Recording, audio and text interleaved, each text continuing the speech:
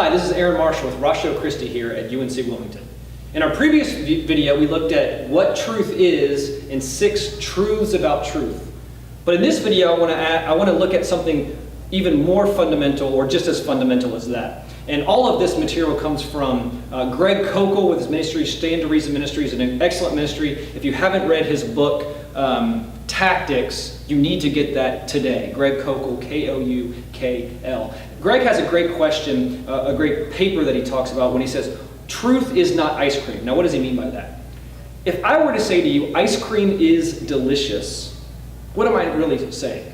Am I talking about the ice cream, or am I talking about me and my preferences? I think we can all agree that really I'm just talking about my preferences. I'm not actually talking about the ice cream. And I'm telling everybody that I, Aaron Marshall, think ice cream is delicious. We call this truth a subjective truth because it's a truth about the subject, me, Aaron Marshall.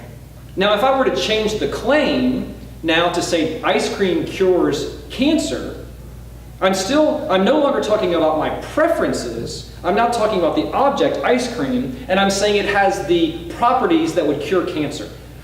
So I'm no longer talking about a subjective truth. Now I'm talking about an objective truth. Do you see the differences between those two? Subjective truths are talking about my preferences, and I would submit to you are neither right or wrong, unless you could be wrong about what you like, which would be kind of weird. But objective truths are either right or wrong. It's either true that ice cream cures cancer, or it's false. Now, how would we figure that out? We would test it. We would look at evidence. We would do the hard work to figure out if ice cream cures cancer, and actually we'd find out that it doesn't. Why is this important? Because Christians are making objective truth claims about reality.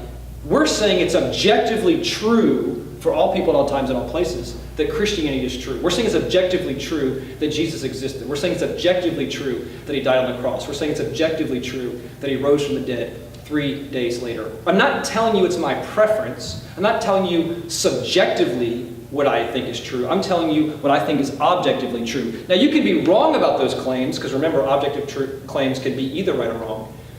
But it's either right or it's wrong. And if it's right, it's true for all people, all times, at all places. I would submit to you that most Christians relativize their faith. They make it subjective when we say things such as, well, for me, Christianity is true.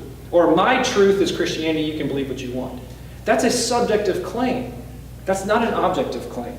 But if Christianity is true, if the truth claims of Christianity are valid, then it's true for all people, all times, at all places, and it's objectively true.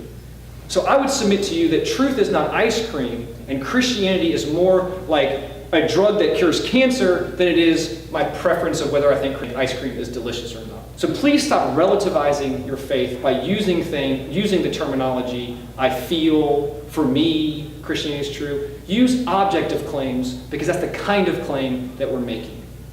Remember, at Ratio Christi here at UNC Wilmington, we always want to ask good questions, but we want to seek good answers. This is Aaron Marshall.